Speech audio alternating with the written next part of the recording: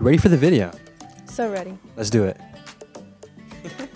This is That's really interesting. I wouldn't have thought about that. Like, as you were speaking out, does a lot with language. Like, he speaks very simply, but uses words very carefully and kind of. present practice.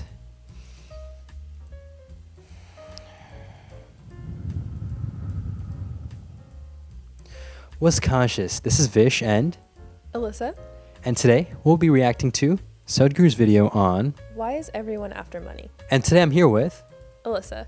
want to tell us about yourself? Yeah, I am a student here in Austin and I do a bunch of creative things on social media. Sweet. Well, let's get straight into the video. Sounds good?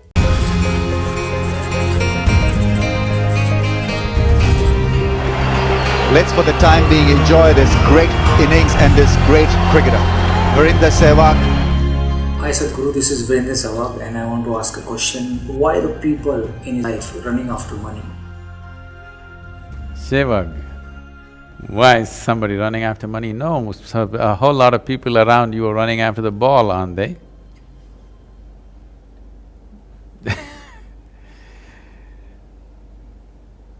It's wrong to assume that everybody is running after money.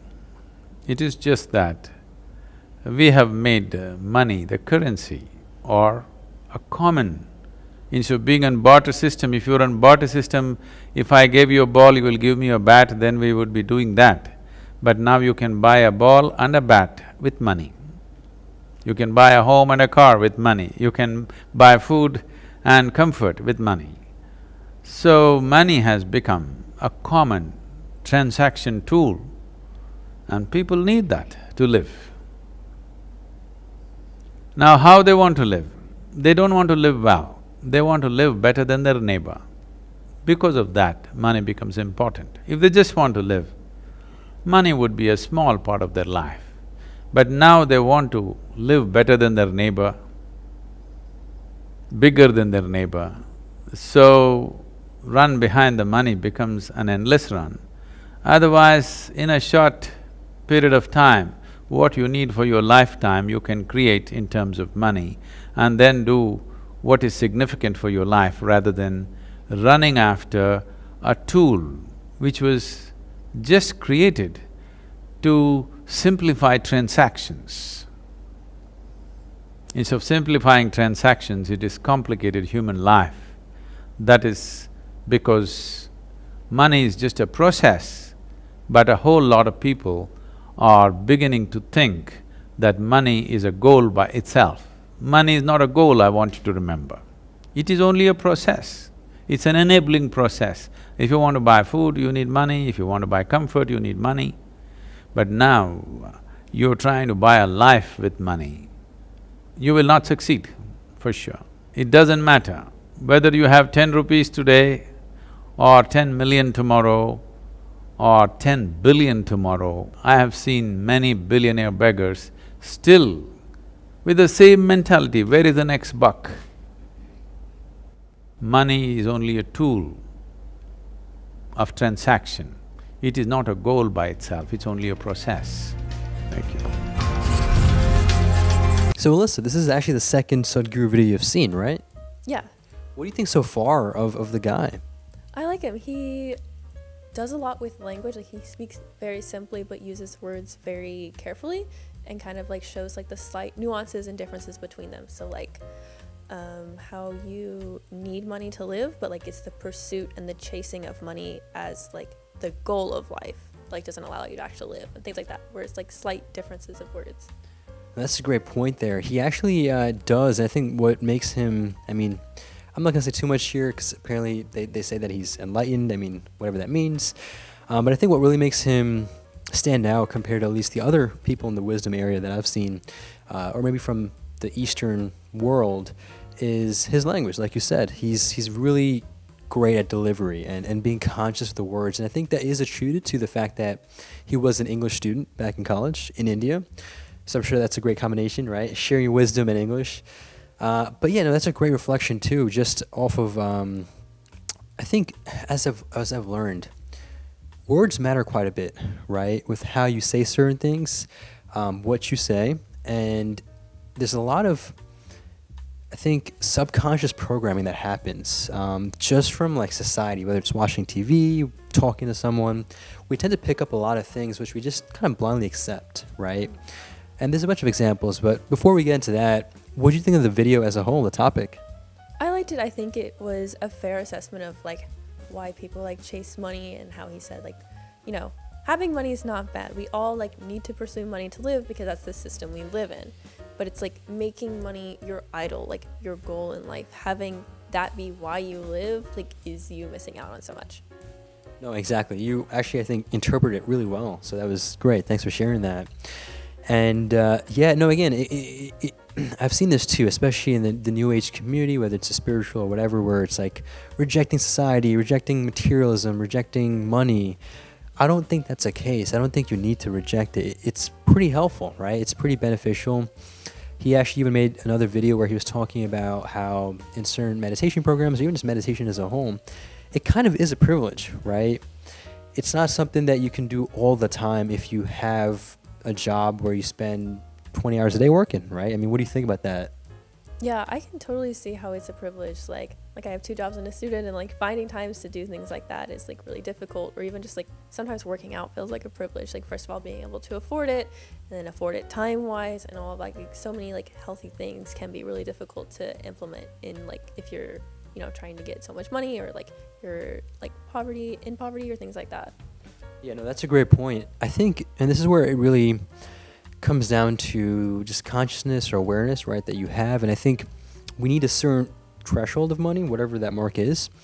But once we have that, then I think it's super important, as he says, not to focus on making a living, but focus on making a life.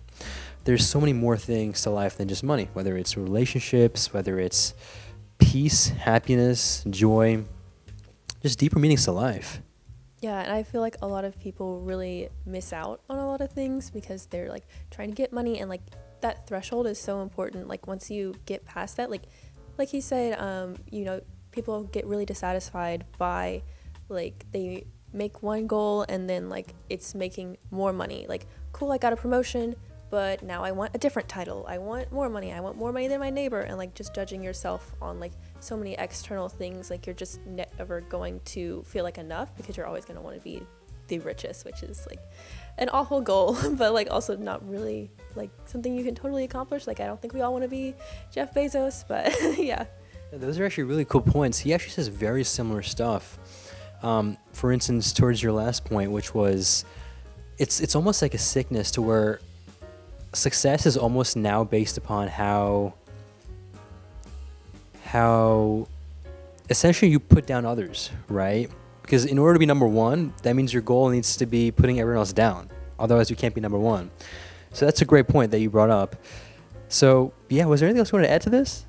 And I feel like kind of expanding on that, like the corporate ladder is more about like stepping on others than opposed to like getting yourself up, like pulling yourself up by your bootstraps. Like it is like undermining others, and like if you have so much money, that means other people can't have that money and things like that. So it's not like a fulfilling or a worthwhile goal.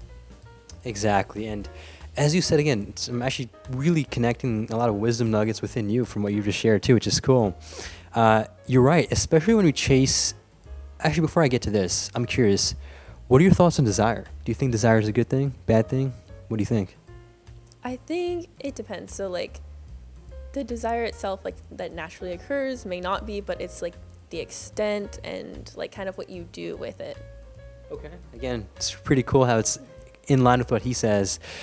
Basically, from what I've learned, it makes sense, right? It's not just me believing in the stuff that he says. I try to experiment with it, try to experience it, and only then do I. And that's another note. I mean, I have a lot of videos around this guru, and I want to make it clear, I have never always agreed with him, but I've never disagreed. So there's a lot of the times where he'll say certain things, and I'm like, okay, I don't know if that's true, but maybe. I don't always just blindly believe in everything he says. And I think that's super important, right? You don't want to be blindly believing anything that anyone says. You want to experience it on your own. So with that being said, essentially what he says is that the external is really just, especially when you chase the external. See, desire itself is not a bad thing. It's a human, like you kind of mentioned too, it's kind of the innate quality to want more and want more. Suppression is also you kind of wanting more, because the more you resist something, the more it persists. Right. So it's also maybe not the best idea. In fact, a lot of religions, regardless of what your views are, tend to suppress a lot of different things, and that, if anything, makes you want it more, right? So that's just human nature. Yeah, it's like the don't think about the white bear experiment. Like, now all you can do is think about a white bear because someone told you not to, or like, don't touch this. And I'm like, now I only want to do that. Like, I know it's wet paint and I shouldn't, but I just want to now. It's just the nature of the human mind. And so what he says that there's nothing wrong with desire. Desire is just the natural human quality. The key is to not want just exaggerations of what we already know. So if we want 100K, once you get that, you want $1 million. And essentially all of these things are just exaggerations of what you already know. What he essentially recommends is, and here's where it can be a bit vague and open-ended, you want to strive for something which is the unthinkable, because everything else is literally just an exaggeration of what you don't have. What do you think about that? That's really interesting. I wouldn't have thought about that. Like, as you were thinking about how like, oh, that's like desire in excess. But I hadn't thought about like a goal that's unattainable, that would really change how I lived. Like, not just like copying what everyone else is doing or trying to be better than everyone else or things like that. Exactly. And so have I reached this? No, but essentially what he says is that there's an ultimate desire, which is kind of what yoga is. I'm not going to say too much here, but essentially yoga, what do you think yoga means actually? Like the word or the practice or? Whatever. I don't know. I feel like whatever, I'm not really sure. That's okay. So that's okay. Again, actually, this is super neat. A lot of the things she's saying is really in line with him because he's a huge fan of this phrase, which is, I don't know. So good stuff. Good stuff. Yeah, so yoga translates to union. And so what we know of it as in the West, which is a bunch of like physical exercises, is actually a really small percentage of what it really is. It's a whole science, inner science with breath work, and there's a bunch of things I don't know much about either. So apparently when you do these practices, not just the physical stuff, you can get there to this ultimate place, whatever that is. Anyways, that's just a little gist of that. But I want to thank you so much for sharing these views. I think you had some great insight here. And where can they find you? Want to share your social media? Yeah, y'all can find me on Instagram and TikTok, the same handle, Ilisa.Lane. It'll be down below. And so if you want to check out my modeling stuff or like comedy on TikTok, whatever you want. Yeah, check your stuff out. And I've been meditating for over 3 years now and just love everything meditation, wisdom, yoga, spirituality now too. And yeah, check out my stuff, which will also be down below. And with that, make a great day, take it joyfully, and stay conscious.